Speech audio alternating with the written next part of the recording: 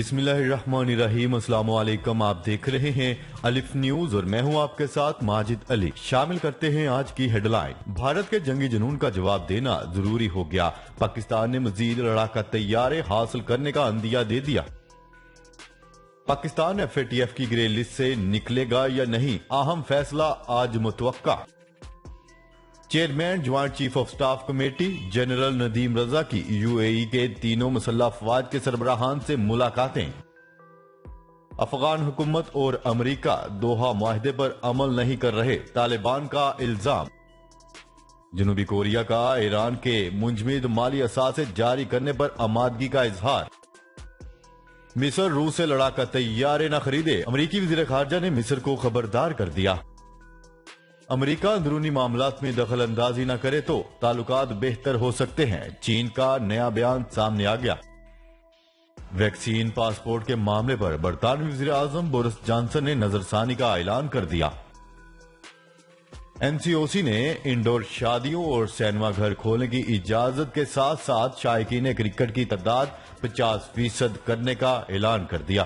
پاکستان اور دنیا بھر کی خبروں سے باخبر رہنے کے لیے الف نیوز کو سبسکرائب کر لیں اور بیل آئیکن کو کلک کرنا نہ بھولیے گا۔ ناظرین، اپنی آراء کا اظہار کمنٹ سیکشن میں لازمی کیجیے گا۔ ہیڈ لائنز آپ نے جانی، اب بڑھتے ہیں خبروں کی تفصیلات کی طرف۔ پاک فضائیہ رواں سال کے اختتام یا 2020 کے آغاز میں جدید JF-17 تھنڈر بلاک 3 لڑاکا طیارے متعارف کروا دے گی۔ ایئر چیف مارشل مجاہد انور خان۔ بھارت کے جنگی جنون کا جواب دینا ضروری ہو گیا، پاکستان نے مزید لڑاکا طیارے حاصل کرنے کا عندیہ دے دیا۔ تفصیلات کے مطابق پاک فضائیہ کے سربراہ مجاہد انور خان کی جانب سے پاکستان کی دفاعی صلاحیت میں مزید اضافے کے حوالے سے اہم اعلان کر دیا۔ ایئر چیف مارشل کی جانب سے بتایا گیا ہے کہ پاک فضائیہ رواں سال کے اختتام یا 2020 کے آغاز میں JF-17 تھنڈر بلاک 3 لڑاکا طیارے متعارف کروائے گی۔ اس کے علاوہ بھی پاکستان مزید لڑاکا طیارے حاصل کرنے پر غور کر رہا ہے، جبکہ پاکستان رواں سال نیا ایئر ڈیفنس میزائل سسٹم بھی حاصل کر لے گا۔ ان کا مزید کہنا تھا کہ سال 2047 تک پاکستانی فضائیہ ایک نیکسٹ جنریشن فورس بن چکی ہوگی۔ سربراہ پاک فضائیہ کہتے ہیں کہ بھارت کی جانب سے جنگی ساز و سامان خریدنے کا جنون خطے میں طاقت کے توازن کو بگاڑ سکتا ہے۔ خبر کے اگلے حصے میں بات کرتے ہیں FATF کی جانب سے پاکستان کو گرے لسٹ سے نکالنے یا برقرار رکھنے کے حوالے سے آج فیصلہ متوقع ہے۔ نیوز رپورٹ کے مطابق FATF نے پاکستان سے متعلق ایشیا پیسیفک رپورٹ پر جائزہ مکمل کر لیا، جس کی روشنی میں آج پاکستان کو گرے لسٹ سے نکالنے یا برقرار رکھنے کا اعلان متوقع ہے۔ پاکستان سے متعلق ایشیا پیسیفک رپورٹ پر FATF کا جائزہ گزشتہ روز ہونے والے ورچوئل اجلاس میں مکمل ہو چکا ہے۔ FATF اجلاس میں زیر بحث آنے والی رپورٹ کے مطابق گزشتہ 2 سال کے دوران پاکستان نے FATF ایکشن پلان پر تیزی سے عمل درآمد کیا۔ پاکستان نے FATF کی تمام 27 شرائط پر مکمل یا جزوی عمل درآمد کر لیا اور 27 میں سے کوئی بھی شرط نامکمل نہیں رہی۔ اس لیے وزارت خزانہ کے حکام اچھی خبر کے لیے پر امید ہیں۔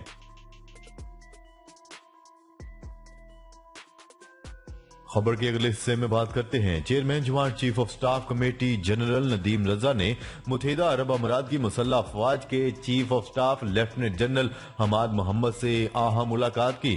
انسداد دہشت گردی، باہمی تعاون، سیکیورٹی کے معاملات، مقبوضہ کشمیر اور افغانستان کی موجودہ صورتحال پر تبادلہ خیال کیا گیا۔ پاک فوج کے شعبہ تعلقات عامہ SPR کے مطابق chairman joint chief of staff committee نے عالمی دفاعی نمائش اور میری ٹائم سیکیورٹی کا دورہ کیا۔ جنرل ندیم رضا نے نمائش میں پاکستانی سٹالز کا بھی دورہ کیا۔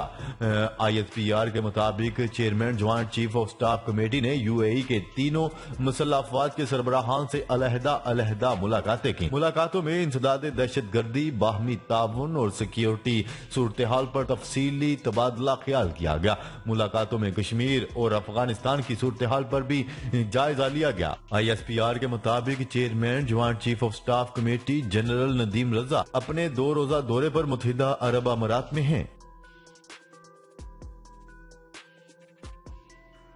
خبر کے اگلے حصے میں بات کرتے ہیں۔ طالبان نے افغان حکومت اور اس کے مغربی اتحادیوں پر الزام عائد کیا ہے کہ وہ گزشتہ برس طے پانے والے معاہدے پر عمل نہیں کر رہے، جن میں قیدیوں کی رہائی اور غیر ملکی افواج کی بے دخلی شامل ہے۔ دوحہ میں طالبان کے سیاسی دفتر کے ایک سینئر رہنما نے الجزیرہ کو انٹرویو دیتے ہوئے کہا ہے کہ قطری دارالحکومت میں بین الافغان بات چیت کے آغاز کے 3 ماہ میں تمام طالبان قیدیوں کو رہا کیا جانا تھا۔ نام ظاہر نہ کرنے کی شرط پر انہوں نے بتایا ہے کہ 5 ماہ سے زائد عرصہ گزر چکا ہے اور انہوں نے ایک بھی قیدی رہا نہیں کیا۔ انہوں نے طالبان قیدیوں کی رہائی میں تاخیر کا الزام افغان صدر اشرف غنی پر عائد کر دیا۔ طالبان کی جانب سے یہ بیان ایسے وقت پر سامنے آیا جب طالبان نے ہفتوں کی تاخیر اور امریکی قیادت میں تبدیلی کے بعد دوحہ میں افغان حکومت کے ساتھ دوبارہ بات چیت کا آغاز کر دیا ہے۔ طالبان عہدیدار نے بقیہ امریکی افواج کے انخلاء میں تاخیر پر بھی تشویش کا اظہار کیا۔ دوسری جانب امریکی صدر جو بائیڈن کی انتظامیہ فروری 2020 میں ہونے والے دوحہ معاہدے پر نظر ثانی کر رہی ہے۔ جو بائیڈن نے تنازع کے سیاسی حل کی حمایت کی ہے، لیکن وہ افغانستان سے امریکی فوجیوں کی واپسی کی حتمی تاریخ پر اتفاق نہیں کر سکے۔ دوحہ میں طالبان عہدیدار نے کہا ہے کہ امریکی حکومت کے ساتھ معاہدہ ہے اور ہم ان سے معاہدے کی پاسداری کی توقع کرتے ہیں۔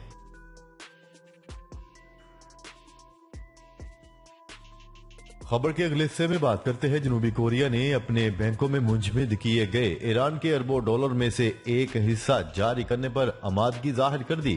غیر ملکی خبر رساں ادارے AFP کے مطابق جنوبی کوریا نے تہران پر امریکی پابندیوں کی وجہ سے کئی عرصے سے اپنے بینکوں میں ایران کے اربوں ڈالر منجمد کر رکھے ہیں۔ اپنے ایک بیان میں ایران کے سینٹرل بینک کے CEO کا کہنا ہے کہ تہران میں جنوبی کوریا کے سفیر نے سفارت خانے میں ایک اجلاس میں نئی پیش رفت کا اعلان کیا ہے۔ بیان میں مزید کہا گیا ہے کہ اجلاس میں وسائل کو مطلوبہ مقامات پر کس طرح منتقل کیا جائے اور مرکزی بینک کے وسائل کے حجم کے بارے میں ضروری معاہدے بھی کیے گئے ہیں۔ ایران کے وزیر خارجہ محمد جواد ظریف نے اتوار کے روز ایک انٹرویو میں کہا تھا کہ جنوبی کوریا میں ایران کے فنڈز 10 ارب ڈالر کے قریب تھے۔ خبر کے اگلے حصے میں بات کرتے ہیں۔ امریکہ نے مصر کی جانب سے روس سے لڑاکا طیارے خریدنے کے معاملے پر باضابطہ طور پر اپنی تشویش کا اظہار کر دیا۔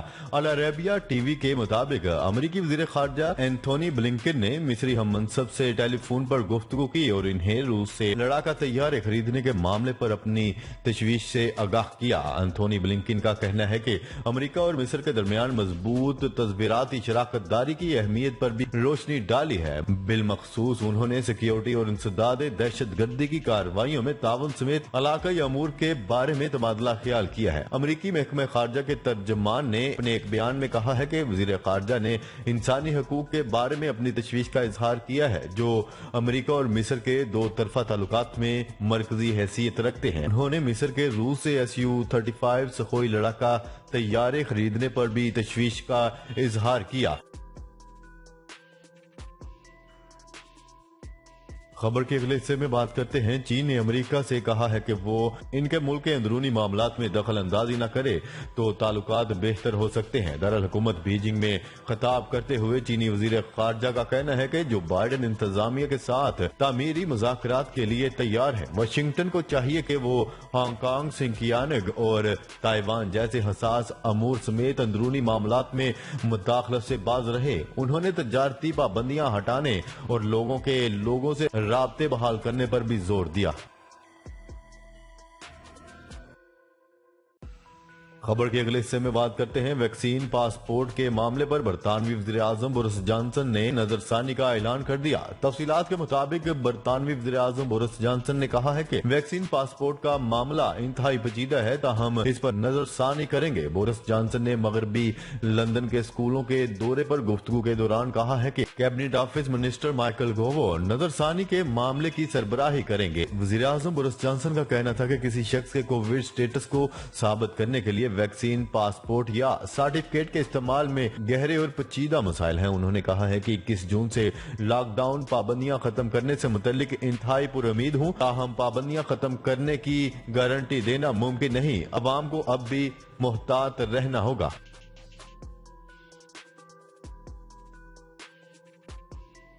خبر کے اگلے اور آخری حصے میں بات کرتے ہیں۔ این سی او سی نے پاکستان سپر لیگ کے میچز میں شائقین کی شرکت کے حوالے سے بڑا فیصلہ کر لیا۔ نیوز رپورٹ کے مطابق این سی او سی نے پی ایس ایل کے سلسلے میں پابندی میں مزید نرمی کرتے ہوئے 50% شائقین کو اسٹیڈیم آنے کی اجازت دے دی۔ این سی او سی کے اہم اجلاس میں ملک میں کورونا کی صورتحال پر تفصیلی تبادلہ خیال کیا گیا اور متعدد اہم فیصلے کیے گئے۔ پی ایس ایل میچز کے سلسلے میں فیصلہ کیا گیا کہ 50% شائقین کو آنے کی اجازت ہوگی، تاہم کورونا SOPs پر مکمل عمل درآمد کرنا لازم ہوگا۔ این سی او سی نے 15 مارچ سے انڈور شادیوں کی بھی اجازت کا فیصلہ کر لیا، تاہم انڈور شادیوں میں کورونا SOPs پر سختی سے عمل کرنا ہوگا۔ 15 مارچ سے مزارات اور سینما گھر بھی کھولنے کا فیصلہ کیا گیا ہے۔ این سی او سی کا کہنا ہے کہ سماجی فاصلے اور ماسک کے استعمال پر سختی سے عمل درآمد کیا جائے گا۔ جی تو ناظرین، آج کے لیے اتنا ہی۔ مزید خبریں لے کر بہت جلد آپ کی خدمت میں حاضر ہوں گے، تب تک کے لیے اپنا خیال رکھیے گا۔ اللہ نگہبان۔ پاکستان زندہ باد، پاکستان آرمی پائندہ باد۔